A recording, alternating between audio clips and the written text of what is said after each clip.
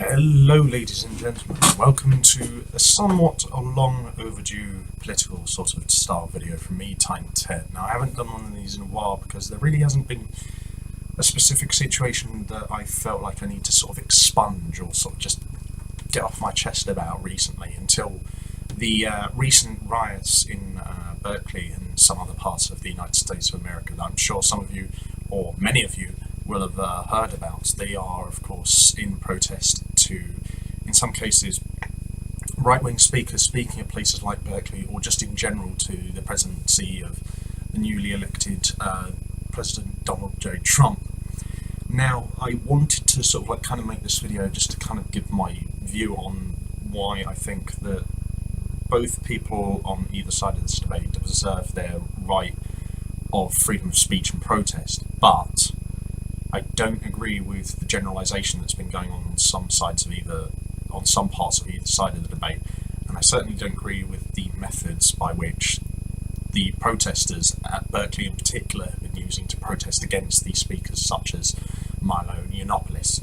Now, the reason why I believe that freedom of speech is so important, that both sides deserve it, regardless of what their views might be, is because it upholds the tenets of a modern political free society. And by having this freedom of speech and agreeing to disagree and allowing each other to speak, we can develop our own personal views and perhaps come to a better conclusion of how to attach ourselves to politics and approach the issues that we have in our modern society.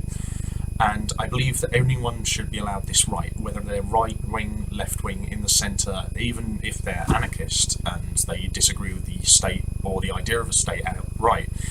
I still think someone should be allowed their personal freedom of speech and movement and expression, because that's ultimately what the modern idea of a democracy is based upon.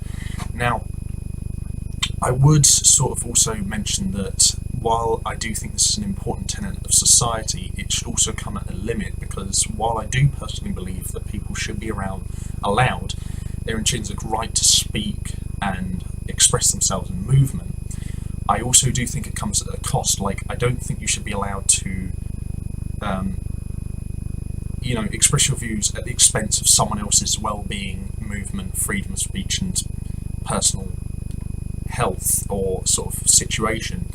And that's one thing I think that the protesters in Berkeley have gotten considerably wrong.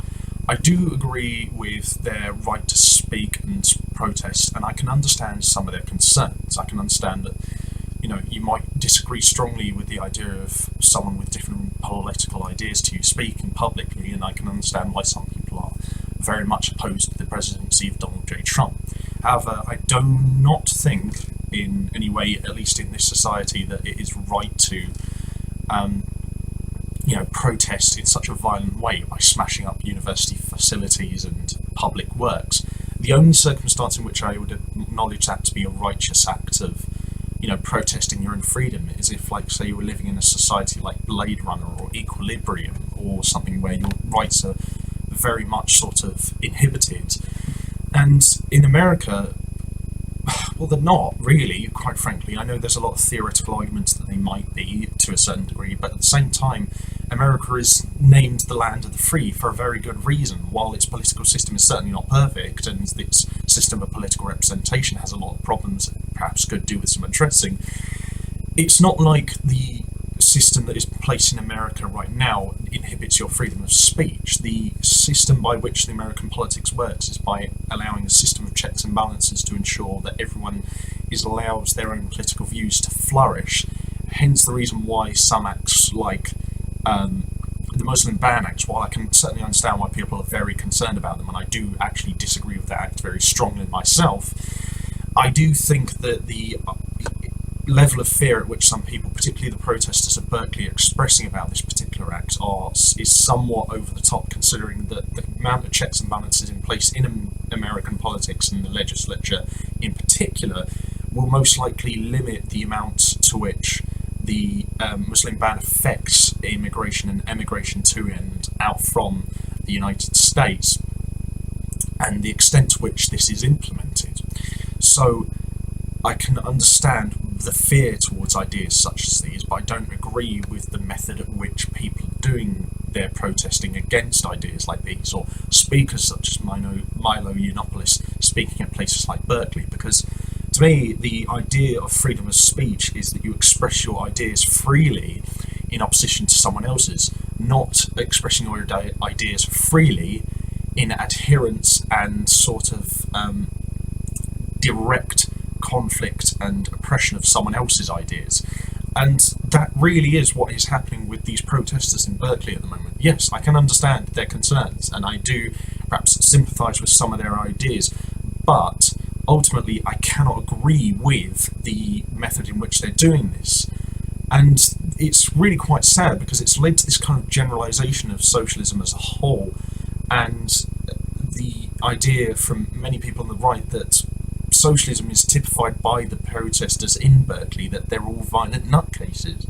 And let me make this clear, the people protesting in Berkeley are violent and are committing social acts of vandalism and even in some cases terrorism, because they are smashing up shops, burning up buildings and attacking university facilities for the pure sake of just protesting against someone with different political views. That is not righteous in a modern political free-speaking society, and a democracy at that. So I feel like while I can understand their reasons for doing so, I can't agree with their methods at all. And the thing is that while this has been going on, this generalisation of the left as typified by these people in Berkeley who are protesting right now, I feel has gone a bit too far, because yeah, these people are violent nutcases and what they're doing is undeniably wrong in terms of their methodology, but at the same time they do not represent the whole of socialism. They do not represent socialists as a whole, because there are so many individual sub-ideologies within socialism, such as social democracy, communism, Stalinism, Leninism, third wave socialism. There are so many individual sort of sub-ideologies within this sort of part of the political spectrum that you can't just simply, generalise the whole of one side of a political spectrum as being typified by this small group of violent, hard-case revolutionaries who are essentially vandalising their local community and putting the livelihoods of many other people at risk. And I just feel really exasperated by many people on the right who are doing this. But on the flip side, in part because of some controversial figures in the right may be, I feel that there's also a lot of generalisation on that side of the political spectrum as well, from people on the left or in the centre who are generalising people on the right as being all right-wing nutcases who are far-right Nazis, which again I feel is entirely unfair and is just going to make political relations in America, which are already, let's face it, very strained, even worse.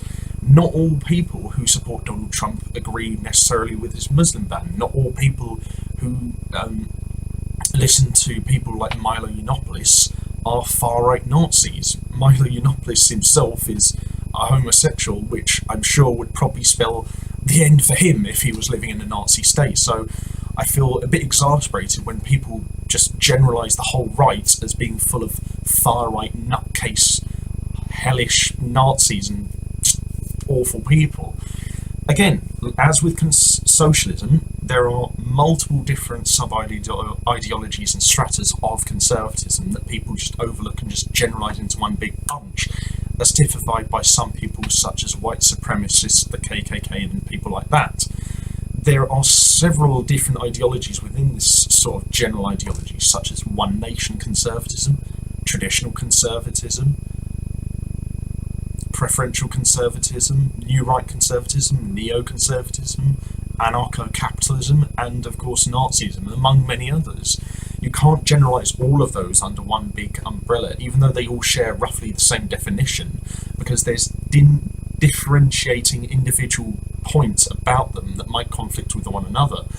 I, for one, have seen many arguments within sort of traditional conservatism that are almost completely removed from ideas and arguments for the new right style of conservatism that was born up in the late 70s, early 80s. And so I feel like just generalising conservatism as a whole, as typified by people who are sort of KKK members and white supremacists, and people who are sort of performing Nazi salutes at political rallies in support of people like Donald Trump, are not representative of conservatism as a whole, as are the people protesting and rioting in Berkeley are not representative of socialism as a whole.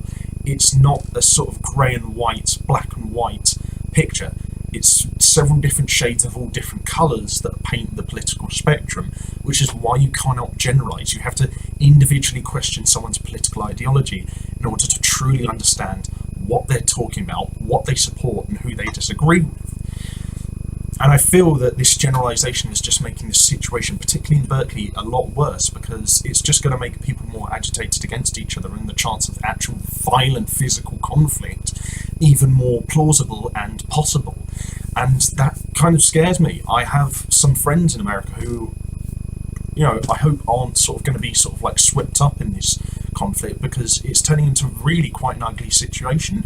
And it's in large part because people just tend to generalise other people's views who they disagree with, and then go into open conflict with them on the basis of entirely unjustified methodology in order to sort of basically bully them into submission. I don't know, maybe I'm barking up the wrong tree as always, but I don't know. Regardless of whatever political ideology you belong to, whatever you believe in, always question someone's ideas individually. Don't just generalise, and try and respect another person's views. Don't just violently lash out at them, because if you do any of that, you're just going to make things worse. I don't know. Maybe I am speaking up the wrong tree, who knows, but I'm just some nutter from London who lives in Brighton and studies history and politics. Who knows? What do I know, But I hope at least I've expressed my views in a comprehensive and sort of helpful enough way to some of you out there, and that I guess hopefully some of you do take something helpful and useful from this. In any case, I hope you have enjoyed this video, or at least found it informative and helpful. If you would be so kind as to check out my two other YouTube channels, my Twitter and my blogspot, in the video description below, by showing me some extra support by checking those out. And if you liked this video in particular, please leave a like, share and subscribe and all that, and stay tuned for maybe some more videos like this in the future, as well as a handful of maybe comedy videos or whatever I may upload on this channel, because this channel is kind of like sort of like my haphazard sort of bits and bobs sort of channel, whereas the one of my other channels is a gaming and films channel with some podcasts on it, and the other one is a cooking channel. So check those out if you fancy, and if you like this video, stay subscribed and stay tuned to this one. Until next time, stay safe. Don't fight each other for the basis of your political views unless it's, an actual sort of war. And just chill out, respect each other, be happy, and just don't stop fucking throwing firebombs at barbershops, alright? Alright, well, stay safe guys, and I'll see you next time. Right, bye.